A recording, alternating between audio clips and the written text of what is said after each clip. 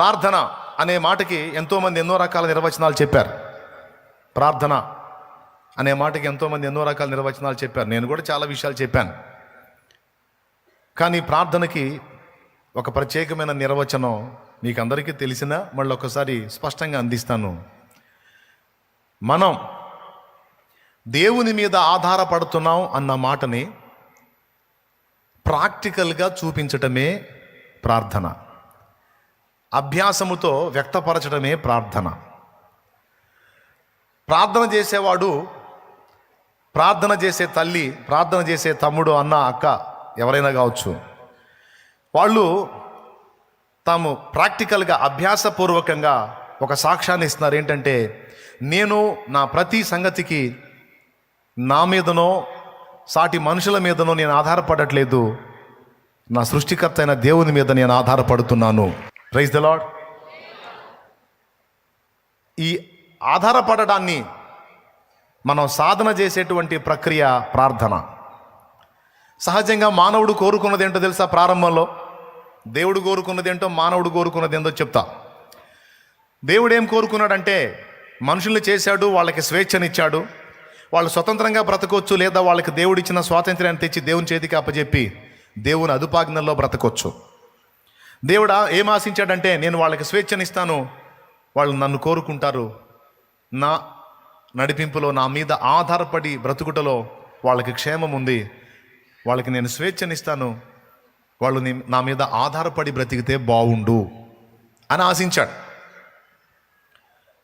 అంటే మొదట సృష్టించబడిన మనుషులు తన మీద ఆధారపడాలని దేవుడు ఆశించాడు. కానీ మనిషి ఏం ఆశించాడో తెలుసా? నేను ఒకరి మీద ఆధారపడకూడదు, నాకంటూ ఓన్గా అన్నీ కావాలి అనుకున్నాడు. అది బ్లండర్ మిస్టేక్, అతిపెద్ద ప్రమాదకరమైన పొరపాటు. దేవుడేం ఆశించాడు? మనిషి తన మీద ఆధారపడాలని దేవుడు కోరుకున్నాడు. కానీ మానవుడేం ఆశించాడు? తనకంటూ సొంతంగా ఉండాలి అని కోరుకున్నాడు.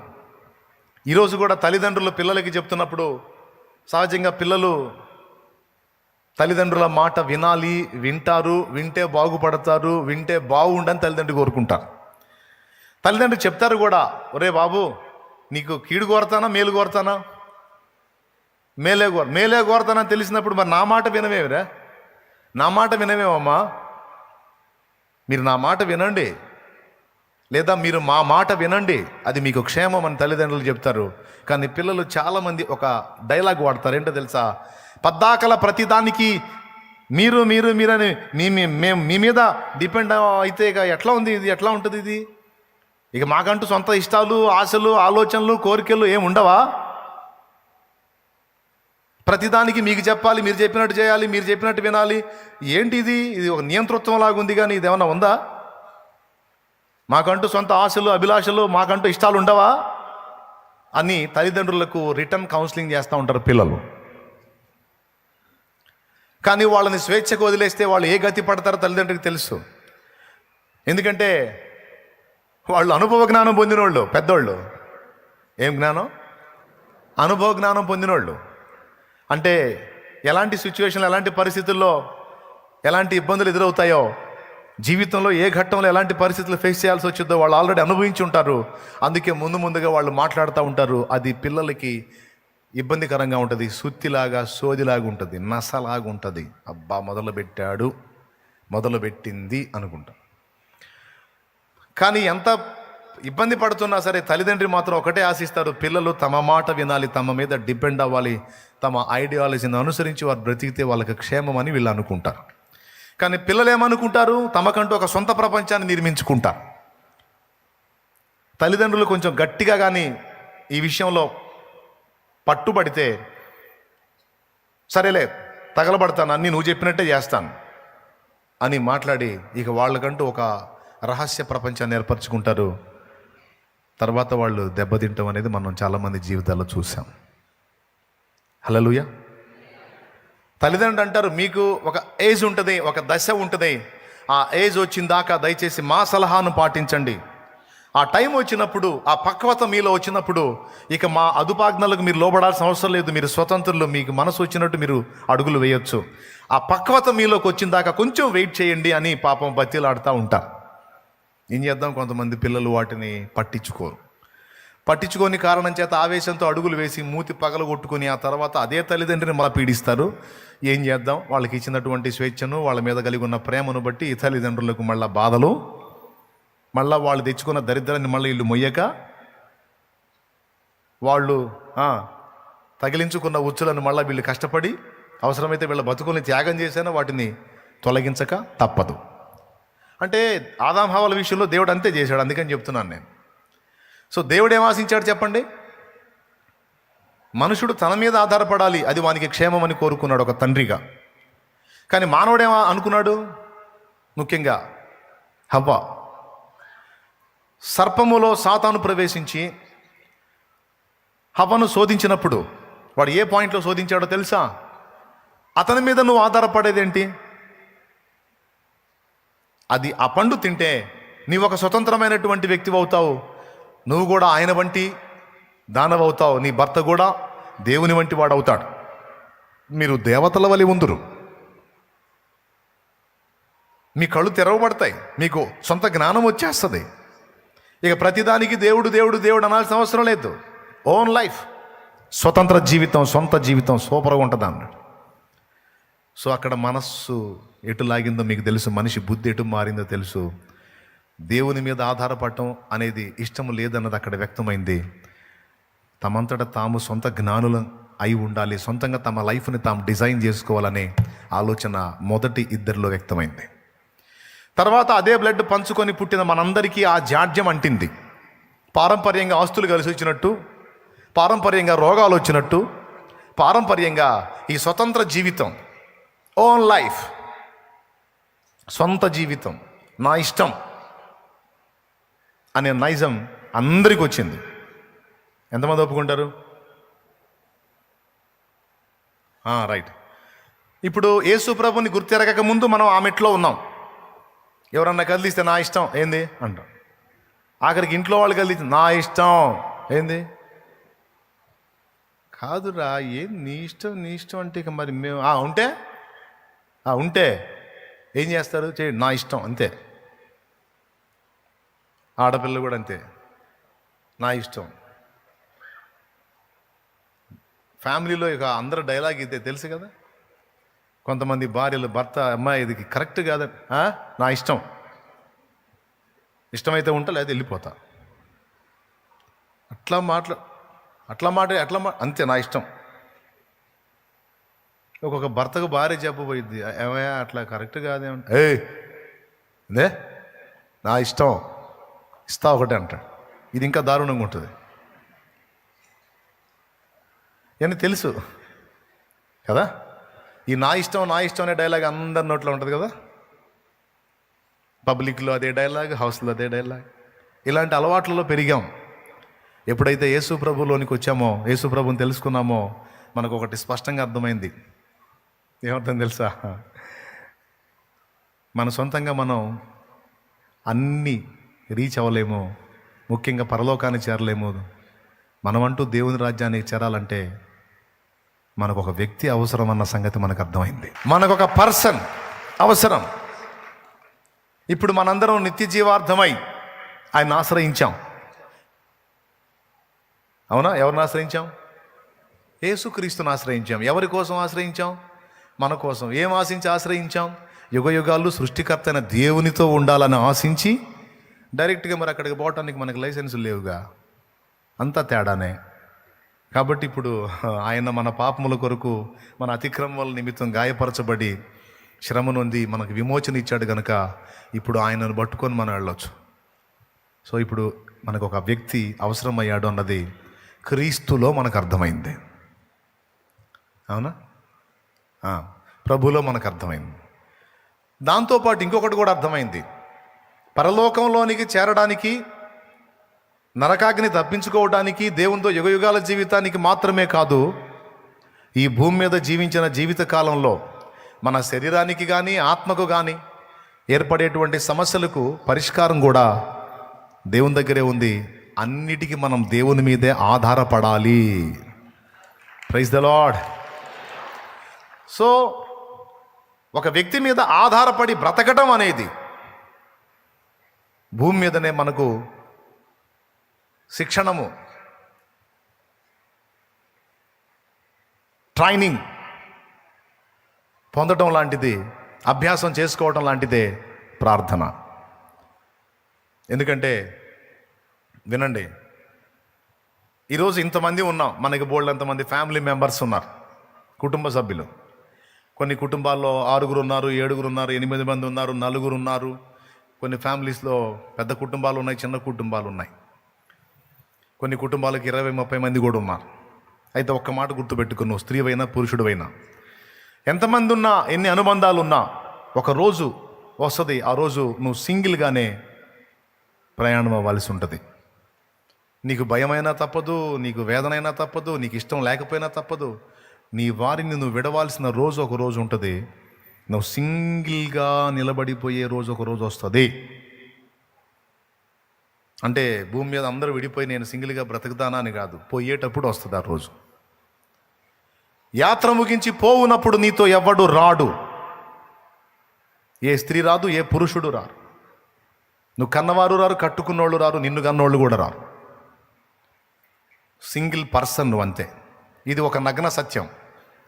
ఇప్పుడు బాగా లోకపు మత్తులో ఉన్న వాళ్ళకి ఇదంతగా నప్పదు, కానీ నిజం ఇది. ఎంతమంది ఒప్పుకుంటారు? 100%, 100% నిజం. ఏనాటికైనా నీకు ఒంటరితనం తప్పదు. ఈరోజు నీ చుట్టూ డజన మంది ఉండొచ్చు, ఒకరోజు వచ్చింది నువ్వు ఒక్కతవే ఉంటావు, నువ్వు ఒక్కడివే ఉంటావు. ఆనాడు నీ పక్కన నిలబడేది ఏ నరుడు కాదు, కానీ యేసయ్య ఒక్కడే. ఎవరు? యేసయ్య ఒక్కడే. ఈ లోకాన్ని నువ్వు వదిలిపెట్టిన తర్వాత నీ ప్రక్కకు చేరతాడు యేసయ్య. చేరిన తర్వాత ఎంతకాలం నీతో ఉంటాడంటే, ఇక అంతము లేని రాజ్యంలో యుగయుగాలు ఆయన నీతోనే ఉంటాడు. ఆయన నీ నుంచి విడిపోడు. అది ఎప్పుడో చచ్చిపోయాక చూద్దాంలే అని మీరు అంటారేమో. భూమి మీద బతికుండగానే ఆయన కంటికి మరుగై, మన కళ్ళకి ఆయన మరుగై ఉండగానే మనం ఆయనతో సహవాసం చేయటం, ఆయనతో మాట్లాడటం, ఆయనతో సంభాషించటం, ఆయన మీద డిపెండ్ అయి నడవటం అనేది అభ్యాసం చేయడాన్నే ప్రార్థన అన్నారు. దేవునికి స్తోత్రం. ప్రార్థన చేసేవాడు, ప్రార్థనకు ఆసక్తి చూపేవాడు, ప్రార్థన ఎడల తృష్ణ కలిగిన వాడు, దేవుని మీద నేను ఆధారపడటం నేర్చుకుంటున్నాను, దేవుని మీద ఆధారపడి బ్రతకడాన్ని నేను సాధన చేస్తున్నాను. ఎందుకంటే ఏ విషయంలో కూడా నా అంతటా నేను అన్ని డీల్ చేసుకోలేను. ఒకప్పుడు నేను నా ఇష్టమని కోరుకొని దరిద్రాన్ని తెచ్చిపెట్టారు మానవులు, ఆది మానవులు ఇద్దరు. అయితే ఇప్పుడు నేను కాదు, నా ఇష్టం కాదు, నా సమస్తము ఆయన మీద ఆధారపడి ఆయన ఇష్ట ప్రకారం బ్రతకడానికి నన్ను నేను అప్పగించుకోవడాన్ని సాధన చేస్తున్నాను. అందులో మొదటి అడుగు ప్రార్థన. స్పష్టంగా అర్థమైతే నువ్వు అలా స్పందించు. అర్థం కాకుండా అయిపోయిందా అన్నట్టుగా అట్లా చేయొద్దు. ఎంతమందికి అర్థమైంది? ఏం అర్థమైంది? నీ మొహం అర్థమైంది, అంతేనా? ఏమర్థమైంది? దేవుని మీద ఆధారపడడాన్ని సాధన చేయటం. ప్రార్థన చేసేవాడు ఏం ప్రాక్టీస్ చేస్తున్నాడు తెలుసా?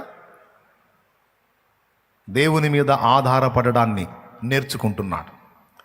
అంటే ప్రార్థన చెయ్యనోడు దేవుని మీద ఆధారపడటం, దేవుని మీద ఆధారపడి జీవించటం అనేదాన్ని సాధన చేయటల్లా. అంటే దేవుని అవసరత నాకు లేదన్నట్టు బతుకుతున్నాడు. అంటే దేవుని అవసరత నాకు లేదు అంటే నా అంతటా నేను బ్రతకగలను, చరించగలను, ఏమైనా చేయగలను నా అంతటా నేనని తన మీద తనకి బాగా నమ్మకం ఉన్నవాడే కదా ఆయన మీద ఆధారపడాడు. కాబట్టి ప్రార్థనను నిర్లక్ష్యం చేసే వ్యక్తి తన మీద తను ఆధారపడుతున్నాడు. ప్రార్థన ద్వారా ప్రభువుని సమీపించే వ్యక్తి ప్రతి విషయానికి నేను కాదు, నా దేవుడే నాకు సహాయకుడని ప్రభు మీద ఆధారపడడాన్ని సాధన చేస్తున్నాడు. ఓకే, పాయింట్ నెంబర్ 1 నీకు తెలియజేయాలనుకున్నాను నేను ఈ విషయాలన్నిటినీ. రెండో సంగతి ఏం చెప్పాను? మొదటి సంగతి, రెండో సంగతి అయింది. ఇప్పుడు ప్రార్థన చేసేటువంటి వ్యక్తి సహజంగా నిద్రపోయి ఆహారం తిని ప్రార్థన చేయటం మామూలు విషయమే. కానీ తిండి నిద్ర కూడా మానుకొని, ఈరోజు లోకమంతా హాయిగా నిద్రపోతుంది ఈ టయాన. చలికి మంచిగా ఫుడ్ తిని కాసేపు సెల్ ఫోన్ చూసేవాడు చూసి దుప్పటి ముసుగు దాన్ని వెచ్చగా వండుకొని ఉంటారు నాకు తెలిసి. ఎక్కడోళ్ళు అక్కడ. ఇక్కడికి వచ్చి కూడా కొంతమంది వేసి ఉంటారు, పడకలు వేసి ఉంటారు. ఒకటి బాధి లేపండి ఎవరన్నా అట్లా వండుకొని ఉంటే. ఎందుకు వచ్చావు నిద్రమోహమా? నిద్రపోవటానికి కాదు కదా, లే అని లేపండి. ఎందుకంటే దేవుని ఆశీర్వాదం కోల్పోతారు. పాపం త్యాగం చేద్దామని వచ్చారు, ఆగలేకపోయారు. వచ్చి దేవుడిని పక్కన పెట్టి నిద్రకే సమయం ఇచ్చారు, నిద్రకే విలువనిచ్చారు. కానీ మీరున్నారే ఇంతమంది నిద్రపోలా. మీ హృదయాలు దేవుని కొరకు పరితపిస్తున్నాయి. ఎందుకని మీకు ఈ పరిస్థితి? లోకమంతా హాయిగా నిద్రపోతుంది. మీతో కూడా వచ్చిన వాళ్ళు అక్కడక్కడ పడకలేసి నిద్రపోయి ఉంటారు. కానీ మీరు మాత్రం నిద్ర మానుకొని దేవుని సన్నిధిని కాచుకున్నారు. అంటే మీరు ఒక సంకేతాన్ని ఇస్తున్నారు దేవునికి. దేవా, ప్రజెంట్ నేను ఎదుర్కొంటున్నటువంటి పరిస్థితుల్లో ఇదిగో నిద్ర కూడా పట్టట్లేదు నాకు. ప్రజెంట్ సిచ్యువేషన్లో నీ అవసరత నాకు చాలా ఉంది దేవా. నువ్వు జోక్యం చేసుకోకపోతే మాత్రం నా వల్ల కాదు. నువ్వు హాయిగా తిని నిద్రపోతా ప్రార్థన చేస్తే అది కామన్ విషయం, ఓకే, రాసుకుంటాడు, అది కూడా దృష్టిలో పెట్టుకుంటాడు. కానీ తిండి నిద్ర కూడా పక్కన పెట్టి నువ్వు దేవుని వైపు చూసావంటే నువ్వు ఒక సంకేతాన్ని ఇస్తున్నావు దేవునికి. మామూలు విషయాలు అయితే నేను అంతగా పట్టించుకోను, నిన్ను అంతగా ఇబ్బంది పెట్టను, కానీ ఇప్పుడు నా పరిస్థితి అస్సలు బాగలేదు. నాకు ఈ పరిస్థితుల్లో నీవే సహాయం తండ్రి. దయచేసి ఇదిగో నాకు తిండి పట్టట్లా, నిద్ర పట్టట్లా, కొంచెం నన్ను కనిపెట్టు. నీ అవసరత నాకుంది, నాకు సహాయం చేయి అని ఒక చక్కని సంకేతాన్ని మనం దేవునికి పంపిస్తున్నట్టు రుజువు ఇది. అందుకే ప్రార్థన చేయండి. కొన్ని మొండివి మిమ్మల్ని పీడిస్తుంటే దాని విషయంలో దేవుని అవసరత నీకు ఇంకా ఎక్కువ ఉన్నట్టు గుర్తించి ఉపవసించి ప్రార్థించు అన్నాడు యేసయ్య. ఇది మార్కు సువార్త 9వ అధ్యాయంలో ఒక దురాత్మను గురించి మాట్లాడేటప్పుడు ఈ ప్రస్తావన తీసుకొచ్చాడు ఆయన. శిష్యులు దయ్యాన్ని వెళ్ళగొట్టలేకపోయారు. యేసు ప్రభు వచ్చి ఒక మాట గద్దించగానే దయ్యం వాడిని పడద్రోసి విలవెల్లాడించి వెళ్ళిపోయింది. ఆయన వారిని గద్దించాడు. విశ్వాసం లేని తరం వాళ్ళ ఎంతకాలం మీతో ఉంటాను, ఎంతకాలం మిమ్మల్ని సహిస్తాను, ఏంటి మీరని కోపడ్డాడు. కోపడి ఆ చిన్నవాడికి పట్టిన దయాన్ని వెళ్ళగొట్టిన తర్వాత ఆయన ప్రశాంతంగా ఉన్నప్పుడు శిష్యులు ఆయన దగ్గరికి చేరి, ప్రభు మేమెందుకు ఆ దయాన్ని వెళ్ళగొట్టలేకపోయాం? నువ్వు ఒక మాట పలకగానే అది వెళ్ళిపోయింది, మేమెందుకు దాన్ని వెళ్ళగొట్టలేకపోయామని అడిగారు. అప్పుడు ఆయన చెప్పాడు, మార్కు సువార్త 9వ అధ్యాయం, బైబిల్ ఉంటే తీయండి, ఆ మాట అండర్లైన్ చేసుకోండి. 29 మనసులో చెప్పుకుంటే ఎవరికి కనపడిద్ది? మార్కు సువార్త 9:29. అదే అందుకైన ప్రార్థన వలననే గాని మరి దేని వలనైనను ఈ విధమైనది వదిలిపోవట అసాధ్యమని వారితో చెప్పెను. ప్రార్థన వలననే అన్నకాడ 2 అనే సంఖ్య వేసి పుట్నోట్లో దాని అర్థం రాశాడు. ఉపవాసం వలననే, ఉపవాస ప్రార్థన వలననే. మామూలు ప్రార్థన పనికిరాదా? అన్ని ప్రార్థనలు దేవుడు వింటాడు. మన పిల్లలు అడిగిన ప్రతిదీ మనం మనసులో పెట్టుకుంటాం.